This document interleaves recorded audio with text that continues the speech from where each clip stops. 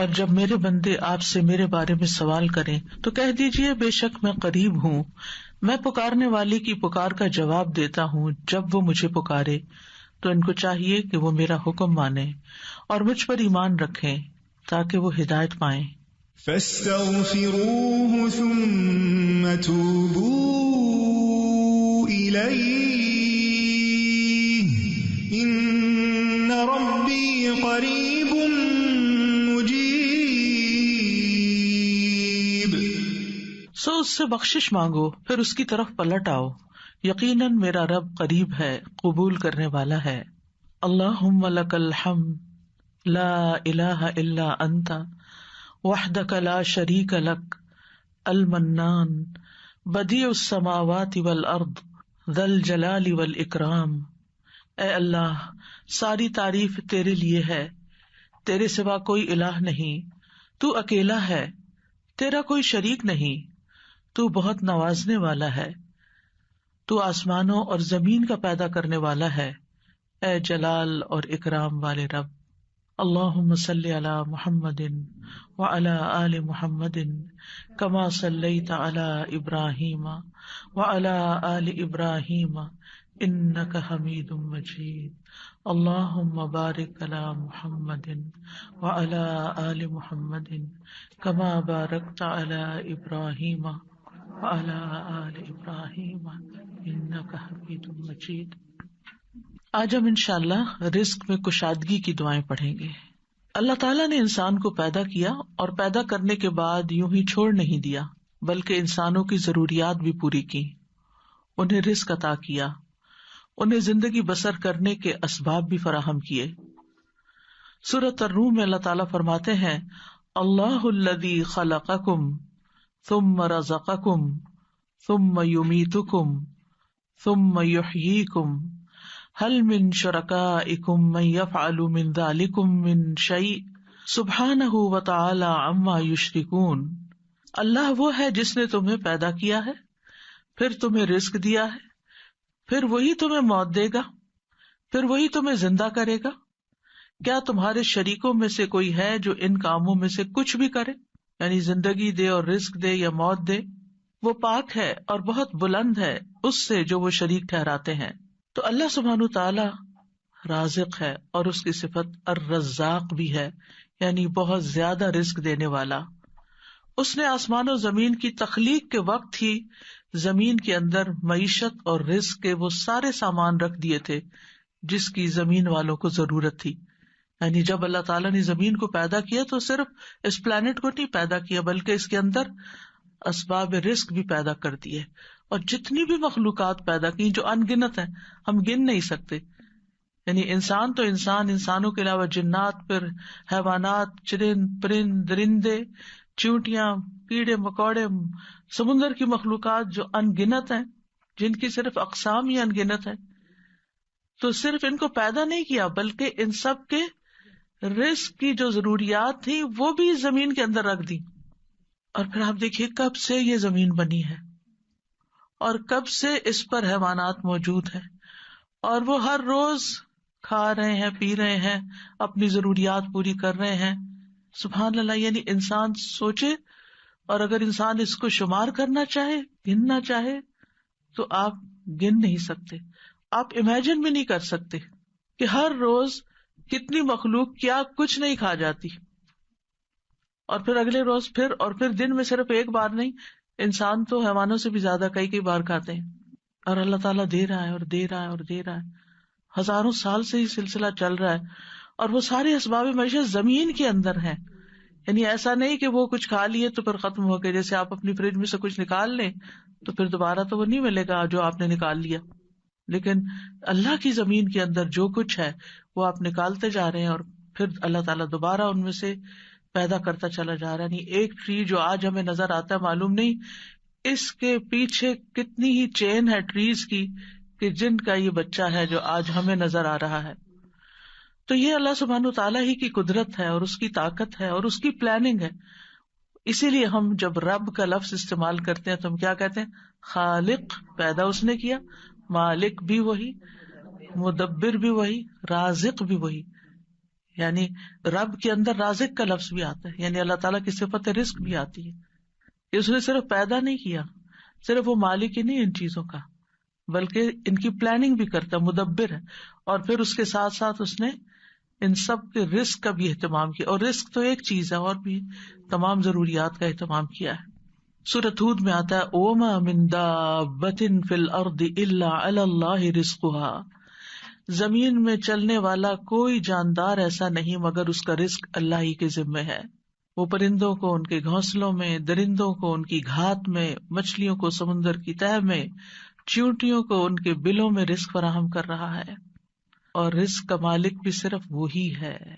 سب کچھ اس کے ہاتھ میں ہے، سب کچھ اس کے اختیار میں ہے. وہ جس کے لیے چاہتا ہے رزق کشادہ کر دیتا ہے، اور جس کو چاہتا ہے نپا تلا دیتا ہے، جس کے لیے چاہتا ہے تنگ کر دیتا ہے. ان اللہ یرزق من یشاء بغیر حساب. لیکن بندوں کے لیے حکم کیا ہے کہ وہ نکلیں، رزق کی تلاش کریں، اللہ سے رزق طلب کریں. فابتغوا عند اللہ الرزق واعبدوہ، سو تم اللہ ہی کے ہاں رزق تلاش کرو اور اسی کی عبادت کرو. حیوانات رزق کی تلاش میں نکلتے ہیں، پرندے اپنے گھونسلوں سے نکلتے ہیں، چیونٹیاں بلوں سے نکلتی ہیں، اور اسی طرح باقی مخلوقات بھی اپنے رزق کی تلاش میں سارا دن مارے مارے پھرتی ہے. صبح خالی پیٹ نکلتے ہیں اپنے گھونسلوں سے پرندے، اور رات کو پیٹ بھرے واپس لوٹتے ہیں. لیکن پیٹ بھرنے کے لیے ان کو محنت کرنی پڑتی ہے اور کوشش اور بھاگ دوڑ کرنی پڑتی ہے، جو وہ سارے کر رہے ہوتے ہیں. تو انسان کے لیے بھی لازم کیا ہے کہ اللہ کو الرازق سمجھتے ہوئے اس کے ساتھ ساتھ کوشش کرے، محنت کرے، بھاگ دوڑ کرے، اور پھر اس کے بعد اس کی عبادت کے لیے بھی وقت نکالے. پرندوں کی تو تسبیح کافی ہے، لیکن انسان کو عبادت کے مختلف طریقے سکھائے گئے ہیں. اس سلسلے میں آج کی دعا سورۃ المائدہ میں اللہ تعالیٰ فرماتے ہیں قال عیسی ابن مریم اللہم ربنا انزل علینا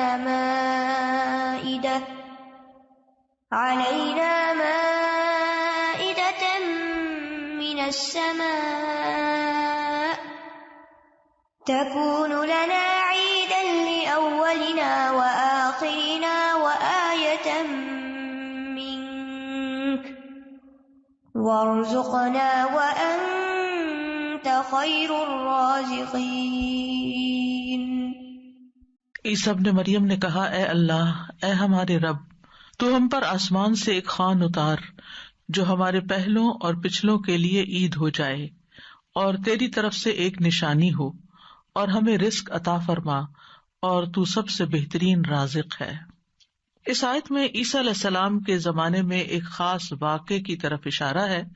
عیسیٰ علیہ السلام نے جب لوگوں کو اللہ تعالیٰ کی طرف بلایا تو حواریوں نے اس پر لبیک کہا، آپ پر ایمان لائے، اور ایمان میں مزید اطمینان کے لیے عیسیٰ علیہ السلام سے کہا کہ کیا آپ کا رب یہ کر سکتا ہے، اس میں یہ قدرت ہے کہ ہم پر آسمان سے تیار شدہ کھانا اتارے. یعنی ویسے تو اللہ تعالیٰ زمین سے رزق دے ہی رہا ہے، تو ہم چاہتے ہیں کہ وہ آسمان سے ہمارے لیے کھانے کے لیے ریڈی ٹو ایٹ ہمارے لیے ایک خوان اتارے، یعنی پورا دسترخوان نیچے آئے. تو عیسیٰ علیہ السلام نے انہیں اس مطالبے سے روکا اور اللہ سے ڈرایا، کیونکہ یہ ایک طرح کا معجزہ تھا، اور معجزہ طلب کرنے کے بعد اگر کوئی شخص اللہ تعالیٰ کی بات نہیں مانتا تو پھر اس کی سزا بہت سخت ہے. لیکن حواریوں نے اپنے مطالبے کی 3 وجوہات بتائیں کہ ہم کیوں چاہتے ہیں کہ ہمارے ساتھ ایسا ہو. ایک یہ کہ ہم فکر معاش سے آزاد ہو کر، یکسو ہو کر اللہ کی عبادت کریں. دوسرے یہ کہ ہمیں یقین حاصل ہو جائے کہ آپ جو کچھ ہمیں کہہ رہے ہیں کہ یہ اللہ کی طرف سے ہے، وہ بالکل سچ ہے، حقیقت ہے، اور اللہ واقعی ہر چیز پر قدرت رکھتا ہے. اور تیسرے یہ کہ جب وہ دسترخوان نازل ہو تو پھر ہم سب خوش ہو جائیں. ظاہر ہے کہ اللہ کی طرف سے جو کھانا آئے گا تو اس کا تو پھر کیا ہی لطف ہوگا اور کیا ہی اس کا حساب ہوگا. تو ہم اس دن کو پھر خوشی کا دن بنا لیں، ہماری عید کا دن بن جائے، اور پھر ہم آئندہ بھی اس دن کو یاد رکھتے ہوئے ہر سال عید منایا کریں.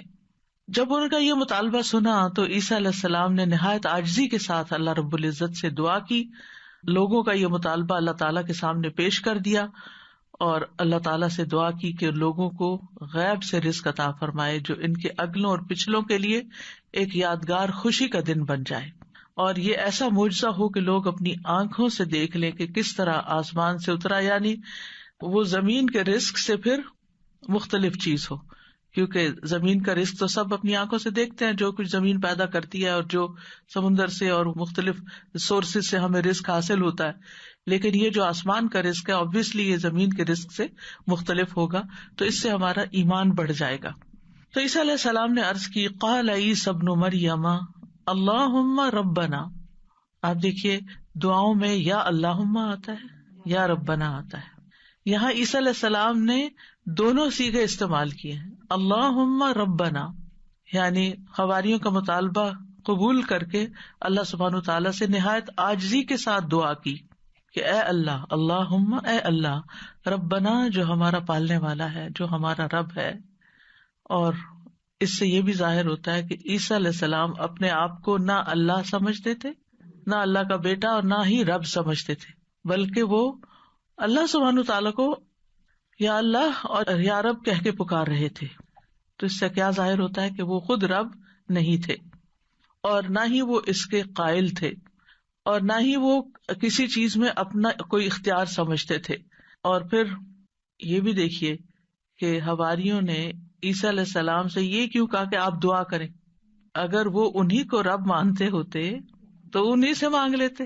تو ان سے جب انہوں نے یہ کہا تو اس سے یہ پتا چلتا ہے کہ عیسیٰ علیہ السلام کے ماننے والوں کے ذہن میں کہیں دور پار بھی یہ خیال نہیں تھا کہ عیسیٰ علیہ السلام اللہ کا کوئی حصہ ہے نعوذ باللہ، یا کوئی بیٹے ہیں، یا کسی بھی طرح الوہیت کا کوئی مقام رکھتے ہیں۔ وہ ان کو ایک نبی کے طور پر ہی سمجھتے تھے۔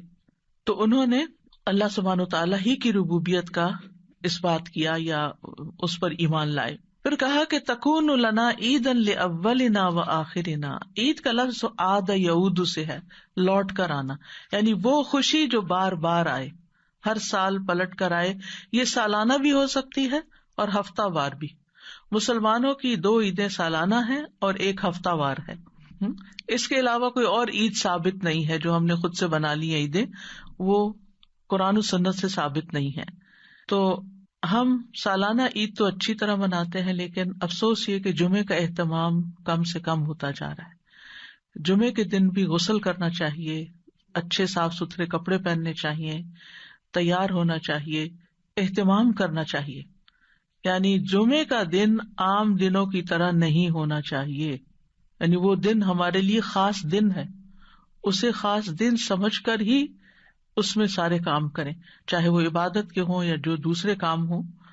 اور پھر آپ دیکھیے کہ انہوں نے کہا کہ وہ دن ہمارے لیے عید کا ہو، لأولنا وآخرنا، ہماری پہلی فرسٹ جنریشن یعنی جو ہمارے دور کے لوگ ہیں، وآخرنا اور جو ہمارے بعد میں آئیں گے، وآیۃ منک، اور تیری طرف سے ایک نشانی بھی ہو، تیری قدرت کی علامت ہو، یعنی عیسیٰ علیہ السلام کی سچائی کی علامت ہو کہ یہ واقعی اللہ کے رسول ہیں اور انہوں نے جو کہا وہ سچ کہا۔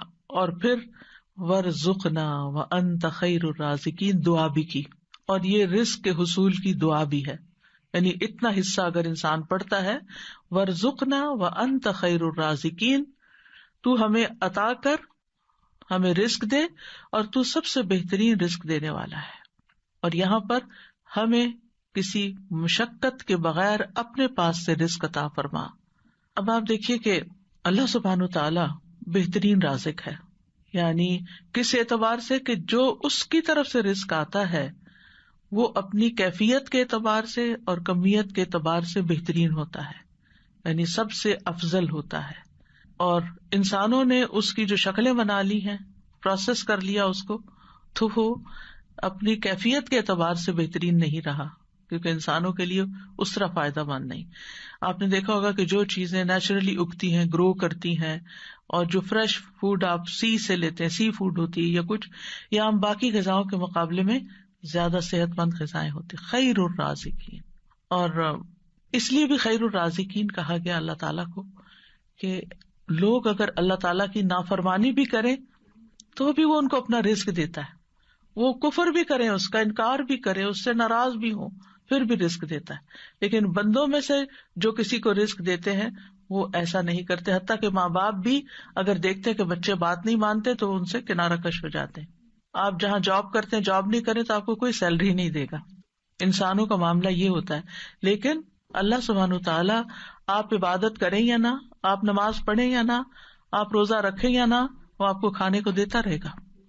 تو اس دعا سے یہ پتا چلتا ہے کہ انسان جب دعا کرے تو بہت عاجزی کے ساتھ دعا کرے اور اللہ تعالیٰ کو اس کے بہترین ناموں کے ساتھ پکارے.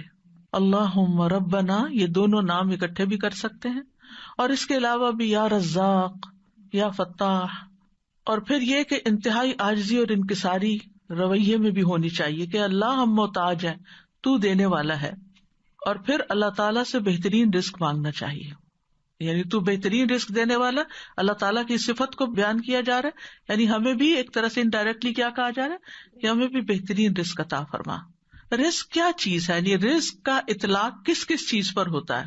ابن منظور لسان العرب میں کہتے ہیں رزق سے مراد ہر وہ چیز ہے جس کے ساتھ ہر زندہ مخلوق کی زندگی قائم ہوتی ہے، یعنی جس پر زندگی کا انحصار ہوتا ہے، خواہ وہ چیز مانوی ہو یا مادی ہو.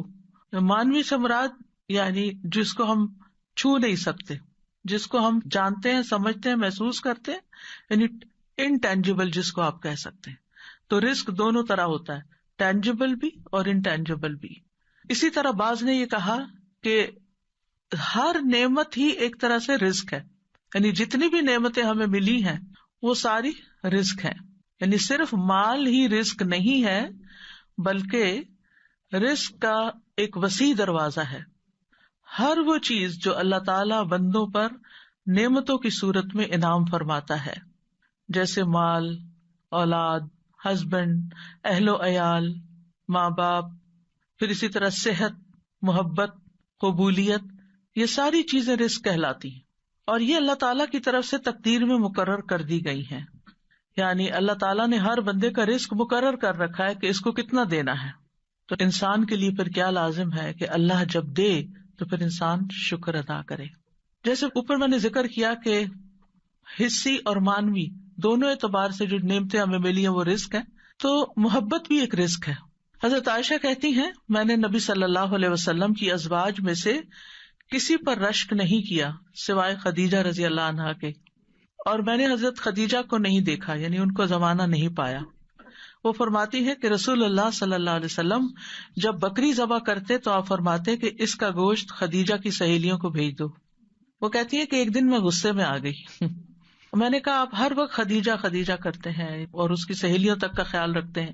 تو رسول اللہ صلی اللہ علیہ وسلم نے فرمایا انی قد رزقت حبها، مجھے خدیجہ کی محبت عطا کی گئی ہے، یعنی اللہ نے میرے دل میں اس کی محبت ڈالی. انسان کسی کو مرنے کے بعد صرف محبت کی وجہ سے یاد رکھ سکتا ہے کہ جس کے ساتھ آپ کا کوئی قلبی تعلق ہو، اور یہ بھی اللہ دلوں میں ڈالتا ہے.